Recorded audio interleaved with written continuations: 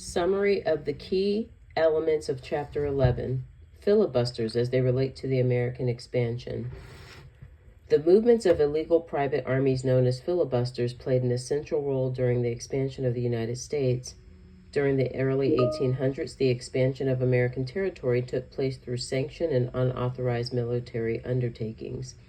The unauthorized military enterprises of filibusters consisted of private adventurers who conducted unauthorized intrusions into foreign territories to acquire land for American control.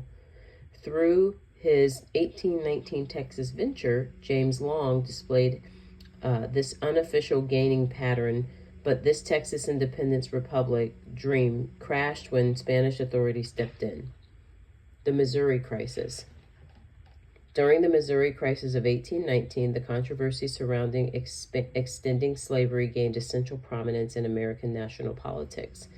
The impending admission of Missouri as a slave state created a risk that would disrupt the precise and equal distribution of states between free and slave territories in Congress.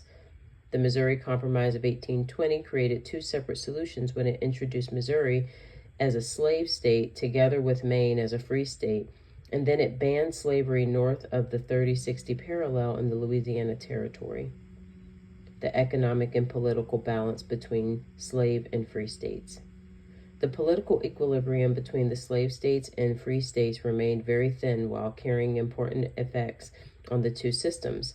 The 1787 Constitutional Convention established the 3/5 Clause, which dictated states could count 60% of their enslaved population for both House representation and federal taxation. The embellishment created substantial political advantages between slave and free states. Northern political figures expressed opposition due to the way slave states received extra House Republican representation, alongside surplus electoral college seats because they could count non-voting enslaved people. Southern states gained enhanced political influence through this arrangement that exceeded what their population of free inhabitants could have achieved alone.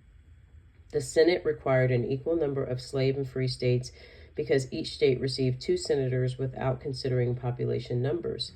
The admission of Missouri as a slave state threatened to provide slave states with a Senate voting advantage of 2.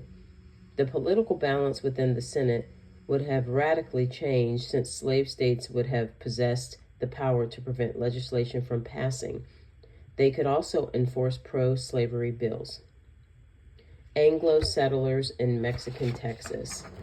The Anglo-American immigration into Mexican Texas generated open conflicts among different cultural groups.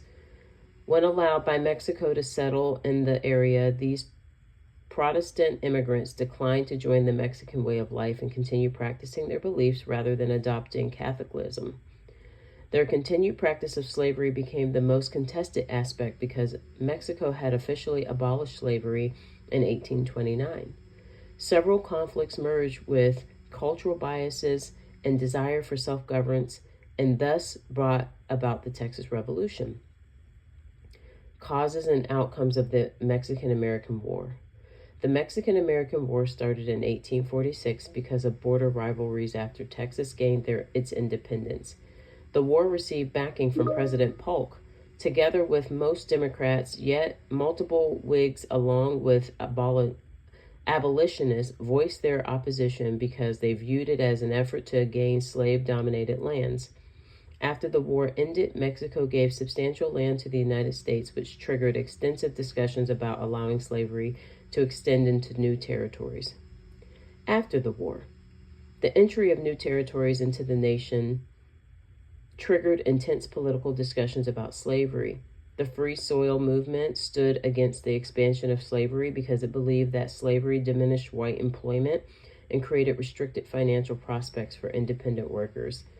The defenders of the South presented their case by stating that people held in enslavement received superior treatment compared to Northern factory workers.